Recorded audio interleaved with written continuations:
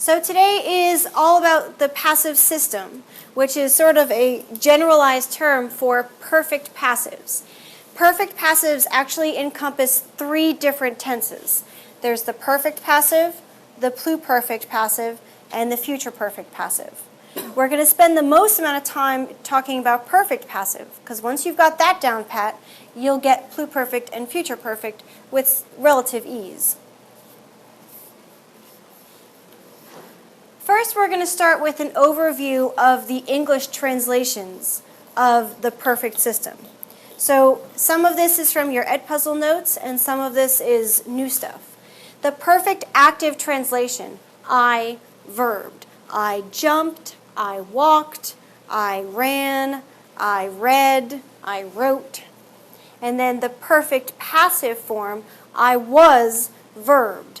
So I have been selected, she has been found, we have been sought, something like that.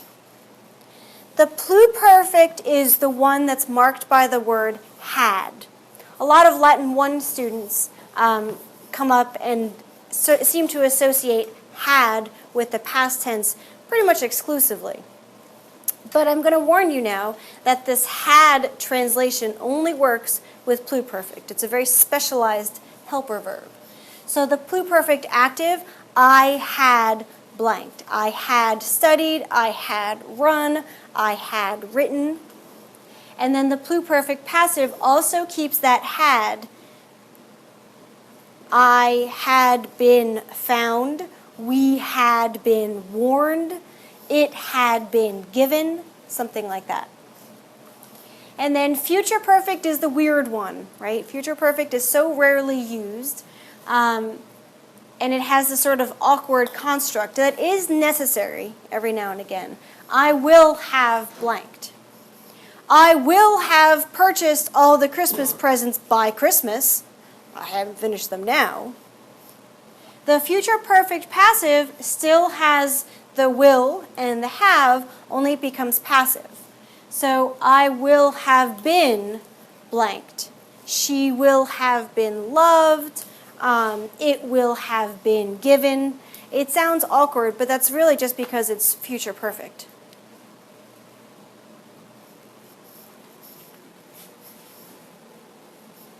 So from the multiple choice, please select the tense and the voice of the verb.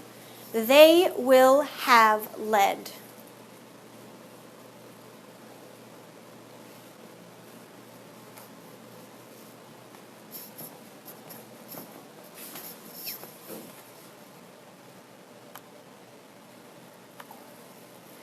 All right, this is correctly future perfect active. What would make it a future perfect passive translation? Grace? Great. You're going to need that been in there to make it passive. Let's try another one. What tense and voice is she had been sought?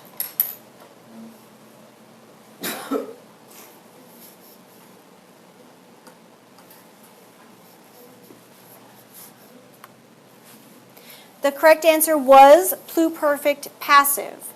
The had is what makes it pluperfect, and then been is what makes it the passive. For imperfect passive, that's where we're going to see the was, or was being, or were, if you will. All right, one more. We have been warned.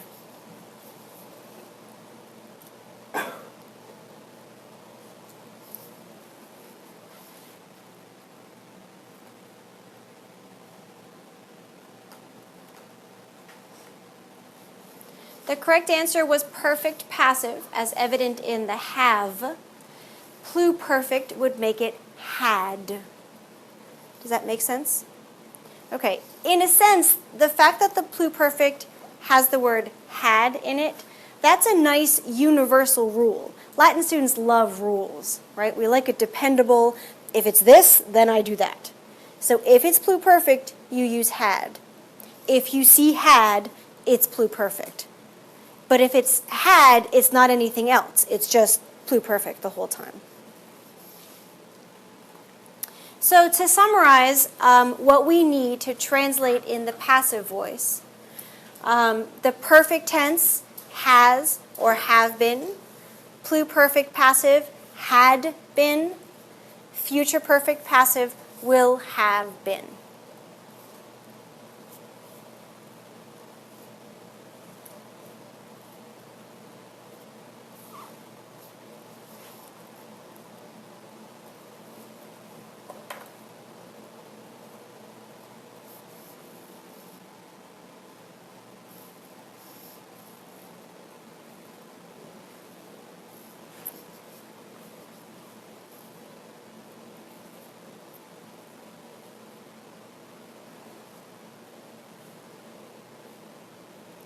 Okay, in order to move forward and get our ideas about perfect tense passive, let's start first with what you know about perfect tense active.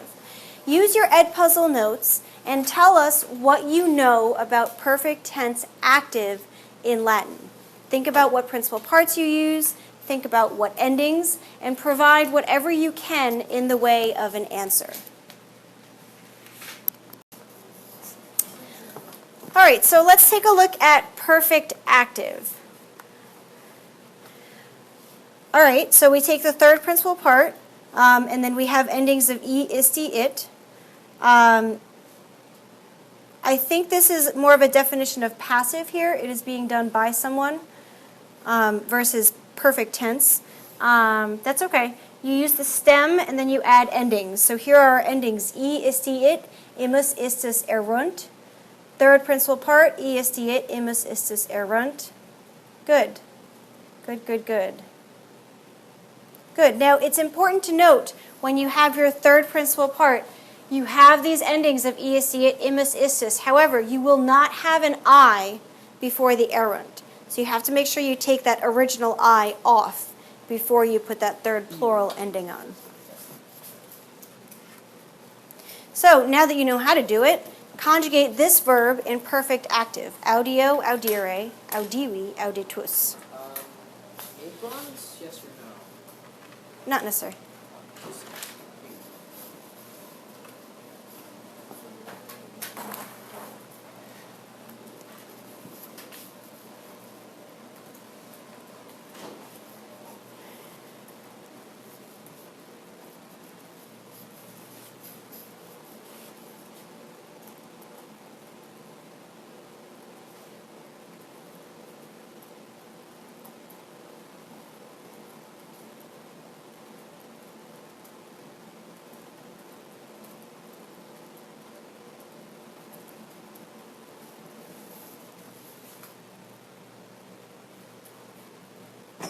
Okay, we'll wait for one more before we check.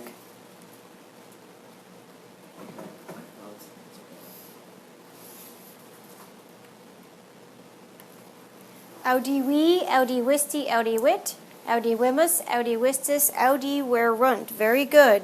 Good job taking off that I before the erunt. For this one, we're going to start with the third principal part completely intact, so you don't have to take anything off of it to make it happen. Audivi, audivisti, audiwit. Good job. Again, here we just want the third principal part with nothing added or taken away. Audivi, audivisti, audiwit. Great. So, drag your heart to indicate how comfortable you feel with perfect active.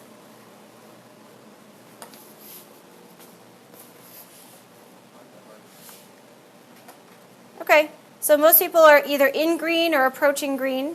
Good. If you're still in the red, let me know and we can schedule some time after school. So now, this is where the complicated stuff starts. Although, to be honest, perfect passive is not too complicated. Here's the deal with perfect passive in Latin. It is something called a compound verb, which means you have two words that makes up one verb form. These two words are taken together. They are not used independently. The combination of the two words is what gives you your verb form. The two words that we're going to join for the perfect passive is the fourth principal part of whatever the verb is, We're not going to change it. We're just going to keep it as is, fourth principal part. And then we're going to pair it with one of these forms, sum es est, sumus estis sunt. The one that we pair it with depends on the subject. Now you know sum es est, sumus estis sunt. You know that the subject of sum is I. You know that the subject of estis is y'all. So you choose the one that fits the subject that you're trying to get across. I've given you here a contrast between the perfect active, amawi, I loved, and the perfect passive, amatus sum, I have been loved. One of them is perfect active, this is perfect passive. In the perfect passive, we have two separate words. There is a space in between. And those two words equals one verb form.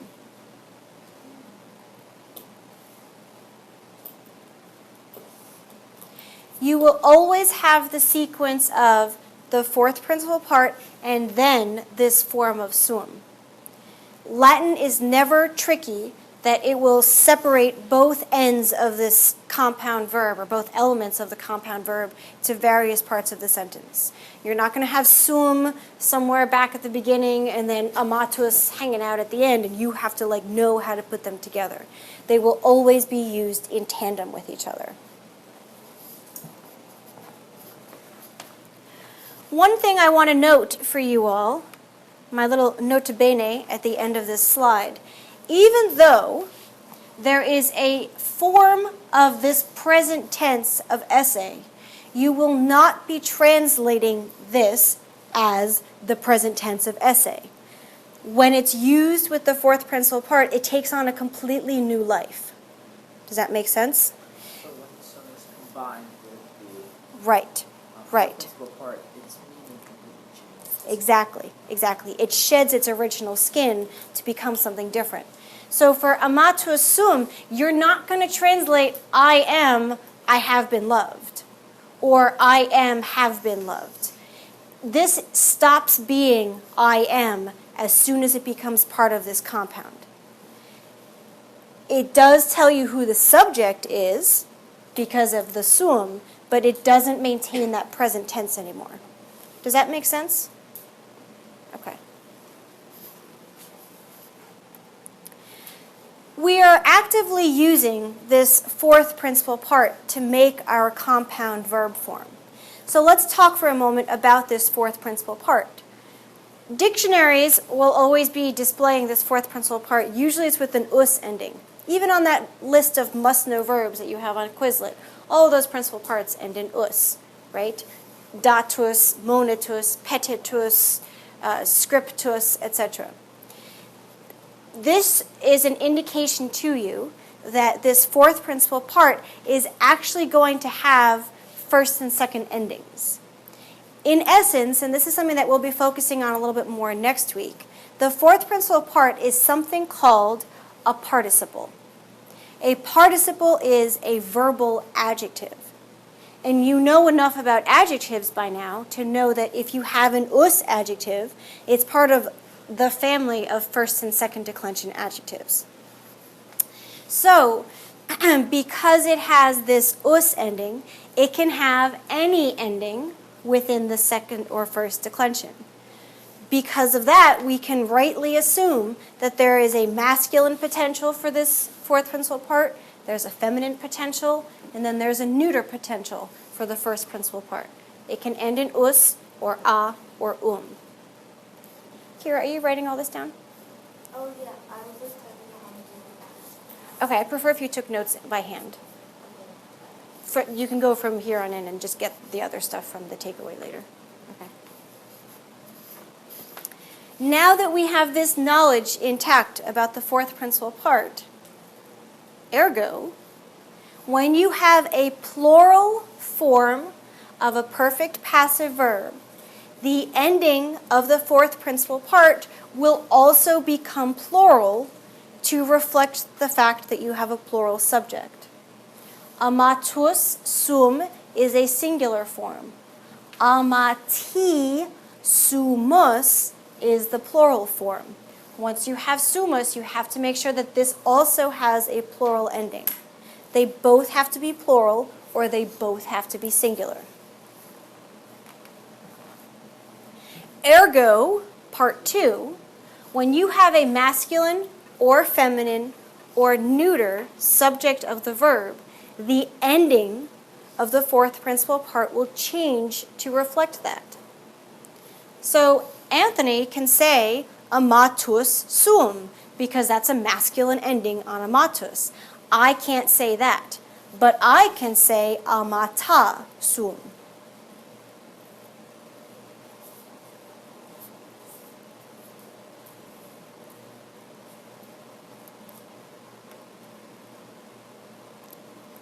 Something that we talked about in period 2 to clarify this situation, the endings that this fourth principal part will have will only be the nominative endings. Because really we're just talking about the subject of the verb, which is always going to be a nominative noun anyway. Does that make sense? So you don't have to worry about, dative or genitive or anything like that. So it's just nominative, technically, for all genders. Right. So us, a, and I, a.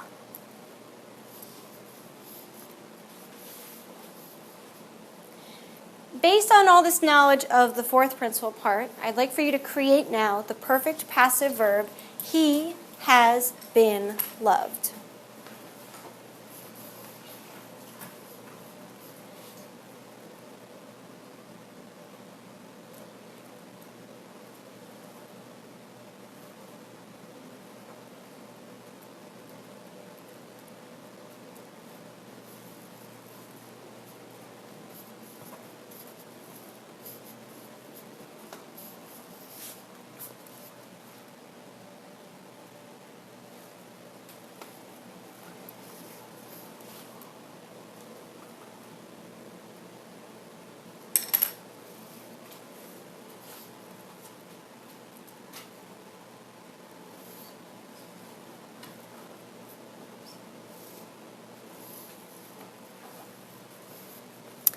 Amatus est is correct. It needs to have the nominative singular masculine ending because it's he. I think that you might have been going for the perfect active version, but with perfect passive we're going to employ 2 verb forms to make the one form. Amatus est is our goal here. This appears to be a combination of the third and fourth principal part. The perfect passive, though, is just the fourth. You don't have to combine it with anything. So let's take everything that we discussed with the last verb and apply it to this one and create she has been loved.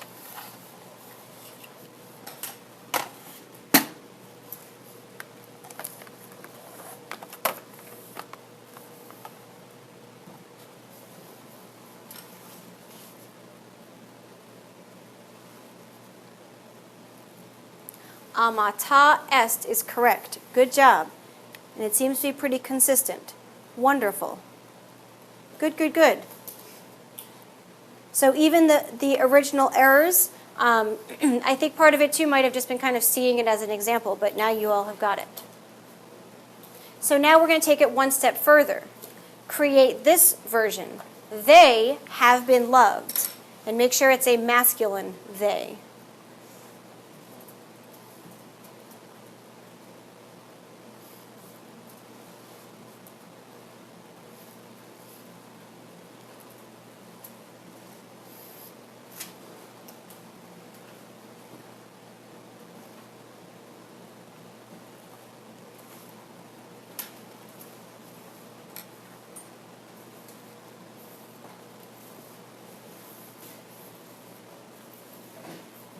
Amati sunt is correct. Good job.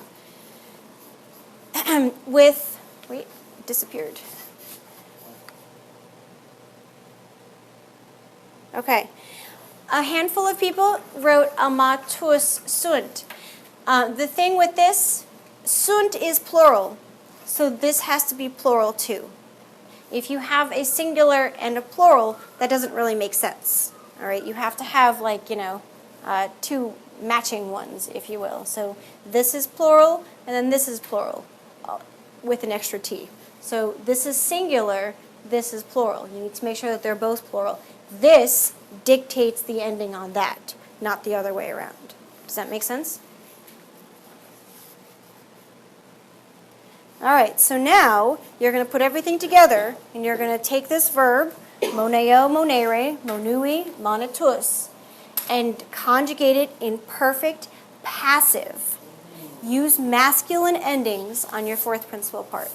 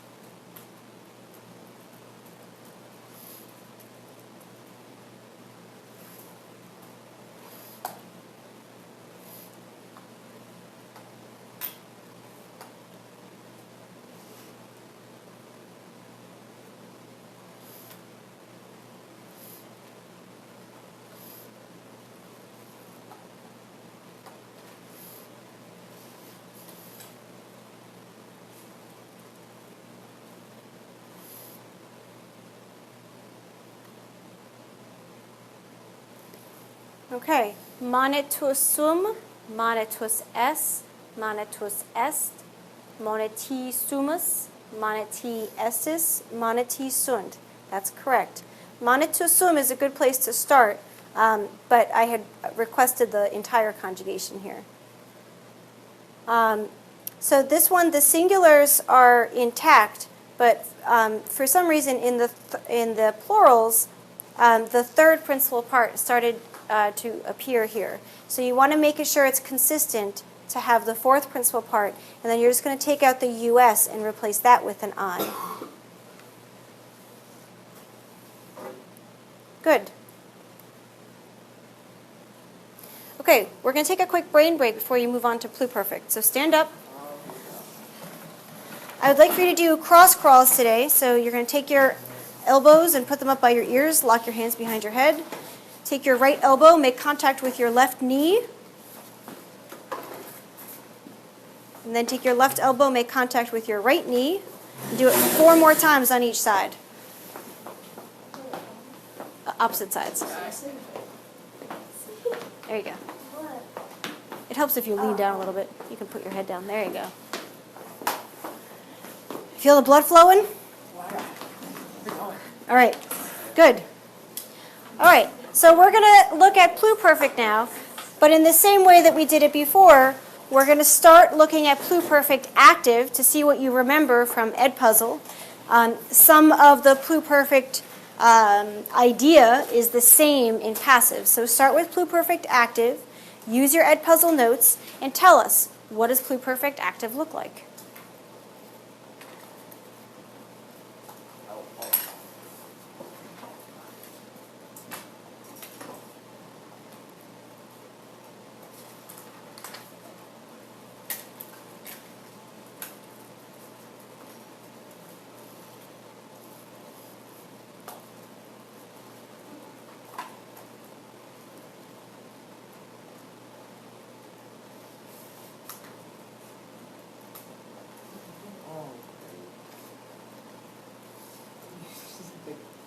Yeah.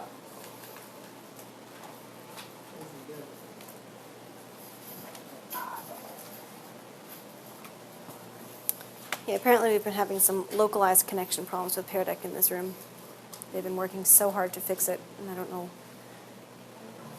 what the status is.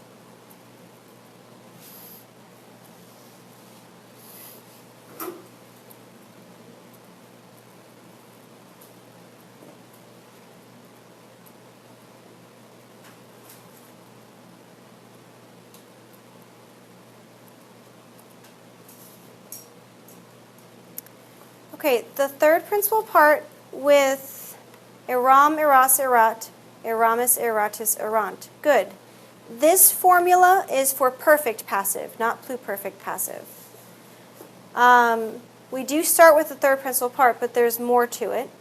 All right, so this is an example where you have a stem from the third principal part, and then you have a bunch of endings.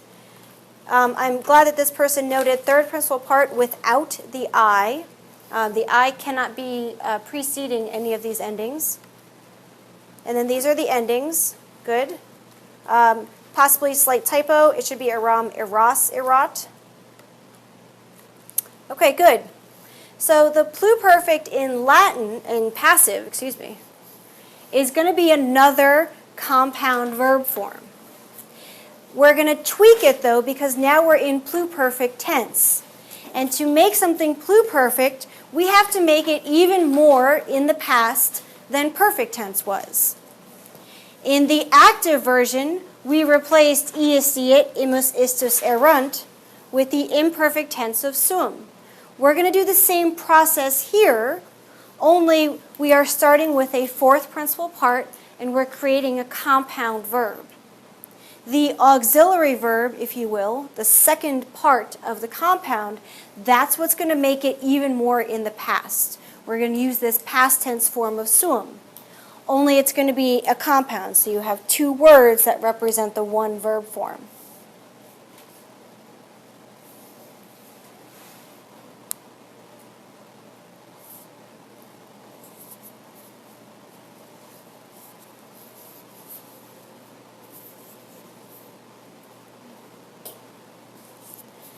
The first contrast that I provided for you on this page is the difference between pluperfect active and pluperfect passive.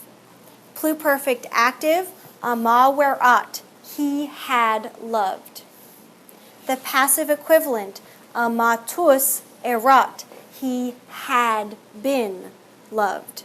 So two words, one form, and that's what makes it passive. The other thing I wanted to note here, and it's at the end of your slide, I think you can scroll your slides too. This is the difference between perfect passive and pluperfect passive. Amatus est, he has been loved. Amatus erat, he had been loved. So the erat takes it even farther back in time.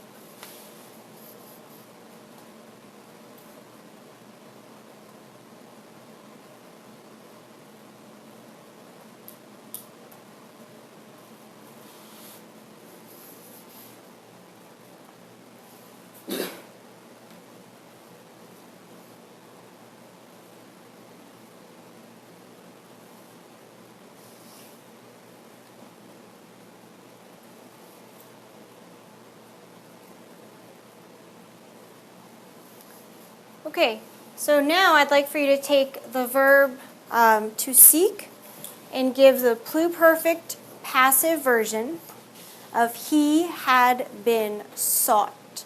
Does anyone remember from the must-know verb list what the verb to seek is?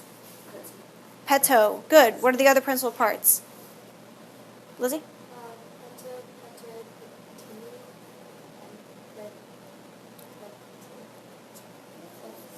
Petitus. Yes, petitus. All right. So take those principal parts, or take the one that you need, and create the pluperfect passive form that matches he had been sought.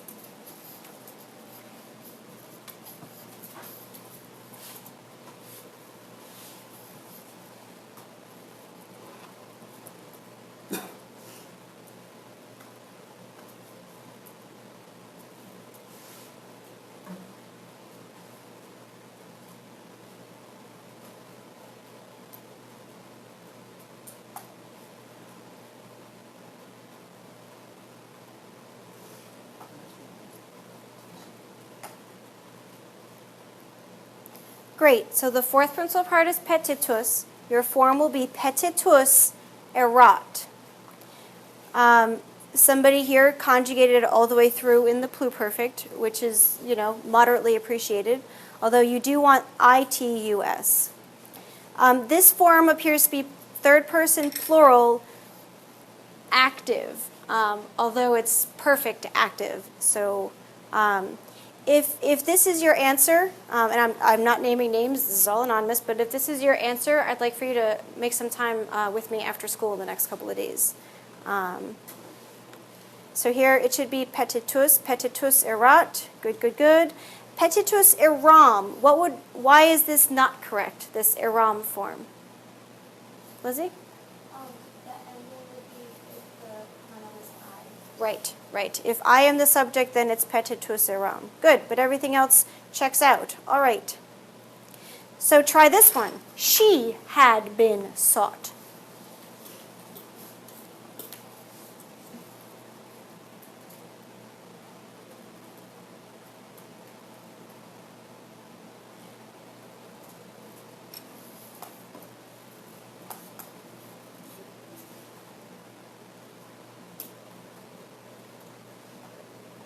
Great. So you all were very, very quick to adapt the lessons that we just talked about in the last verb and make it happen for this one. Petita erat is what we were looking for. Petita eram, again, is first person singular. But if she is the subject, you have to keep it third person singular. But everyone else, petita erat.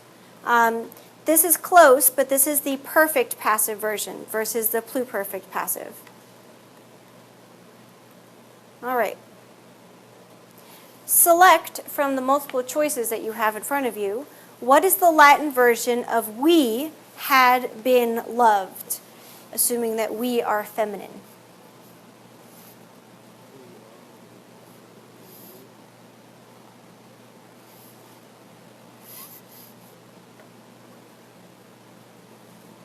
All right, I'll lock it down. Look at your responses. Amatai eramos is correct. This gives us the we, this gives us the feminine. And the whole thing is, well, this makes it pluperfect passive. Amatai sumus. Can someone tell us why this one would not make the grade? Anthony? But that's like we use for perfect. Exactly, good. Perfect passive is we have been loved. So good job. That pluperfect would be had. And then what do we know about this one that would knock it out of contention? It's not plural. Right, absolutely. So this is the plural thing, but this is still singular. They both have to be plural in order for it to be a correct form. Good job.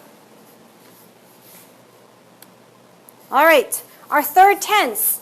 We're going to start again in the active voice because, again, there are lessons to take from the active voice when we learn about the passive equivalent. So tell me, from your Edpuzzle notes, what does future perfect active look like?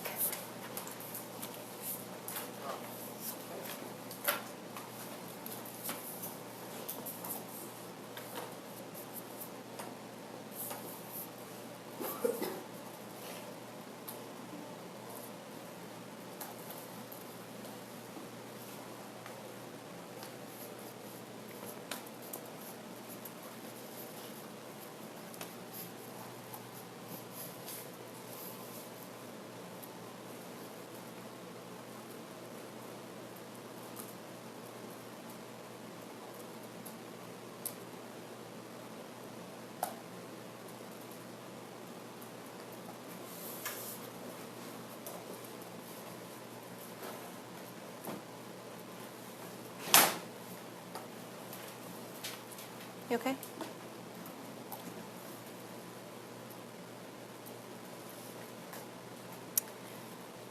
All right, these are basic passive endings. So these actually didn't come to us from Edpuzzle notes. Sorry, Sarah. It's okay, it's okay, it's okay. You just happened to kick it out. That's all right. All right. So this is actually not really going to be factored into what we're doing now because future perfect and active don't feature these endings. We have a third principal part, and then we have a series of endings. However, do make sure, I think we talked about this like a month ago or something, one of our former Pear Decks. It's okay to be wrong in Pear Deck. Okay, we're all anonymous here. I have no idea who this is. It's okay to be wrong, so you don't have to like delete your answers and try to do it again. No one knows that it's you. I don't even know that it's you. And if you're wrong, that's okay, because it's an opportunity to learn from it versus always, feeling like you have to have right answers there. Okay, so we do have the third principal part. We do have a slew of endings, but we do need to make sure that we're going to take that I off of the third principal part before we put the endings. Now, we have a discrepancy in some of these answers. Here we have erint as an ending. Here we have erunt as an ending. And I like this explanation here. Erint is actually the correct third-person plural ending. We can't use erunt because it has already been taken, or it's already used as part of the perfect system, if you will. Because in our perfect, your endings were est it, imus, istus, erunt. So here we are, we can't have erunt again, because although Latin has tons and tons of endings, at least it doesn't have endings that overlap, the same ending for two different things. All right? So we do want erint as our ending. At this point, as we approach future perfect passive, I think you can probably see the writing on the wall as to what kind of form we're going to get. It's going to be a compound verb, all right? So we have some consistency here. And the future perfect tense is this combination of the past with the future.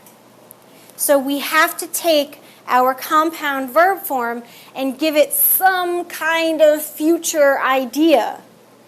And the way to do that is to take that fourth principal part and pair it with something that's future. All along, we've been using forms of the verb to be. We use the present tense form of the verb to be in the perfect tense. We use we use the imperfect tense of the verb to be in the pluperfect tense.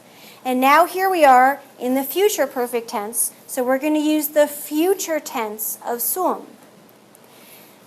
This is erunt, though, because here we actually want the future.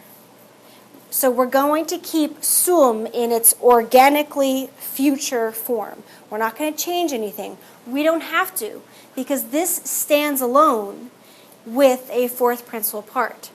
It's not an ending that will get duplicated and mean multiple things. So we're going to keep this whole future tense intact. And in fact, the contrast I've given you here between active and passive speaks to this. So here you have the exception that's been made because we can't have erunt. Ama werint, they will have loved. Amati erunt would be the passive equivalent. They will have been loved. Does that make sense? Okay.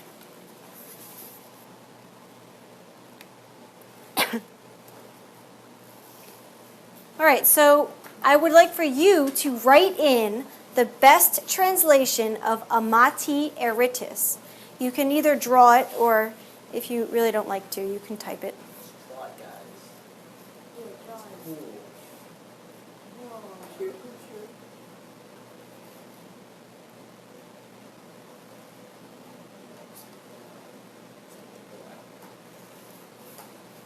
It's a complicated translation, so I'd understand if it did.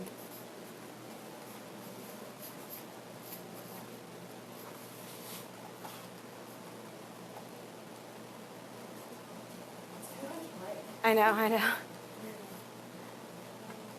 I did choose an awfully long translation to have you draw.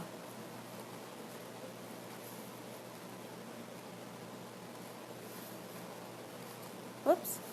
Oh, okay.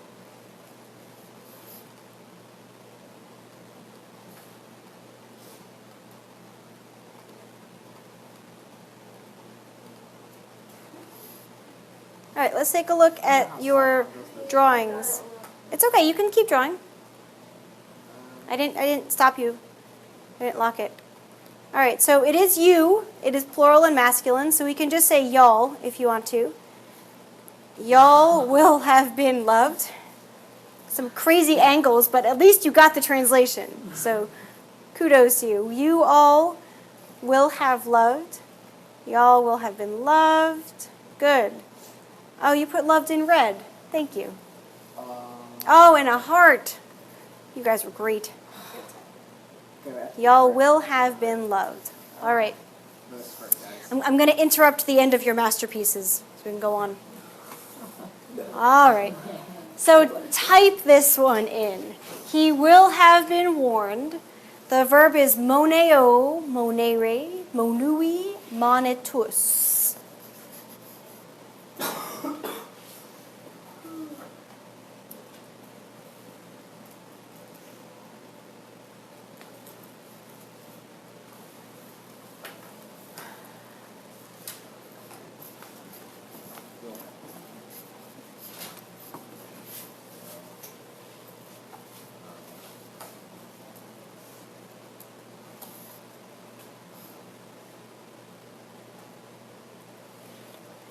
Okay, with a slight spelling issue, this is correct. Monetus erit. It should be an I instead of an E, but that's really spelling. This one happens to feature the third principal part. With a compound verb, though, you just want the fourth principal part. Monetus erit, monetus erit, monetus erit. All right. And then try this one. Oh, wait, no, you already did this one. Haha. All right. So I was trying to do something with this last one because there are 3 draggables, but I can't seem to get it so that the draggables drag past where it says future perfect passive. Yeah. Yeah. So I'll have to tweak that. They are cute. Yes. So you can do lots of like shape draggables now. It's a boat. Yeah. Okay. I will tweak it. I found this out first period, but I haven't had a chance to sit down and tweak it, so I'll have to do it for you another time. All right. We're going to end. I am going to give you takeaways from this session, which we've done in the past, so that you have this presentation and all the information from it. Magister, I had a quick question. Yeah.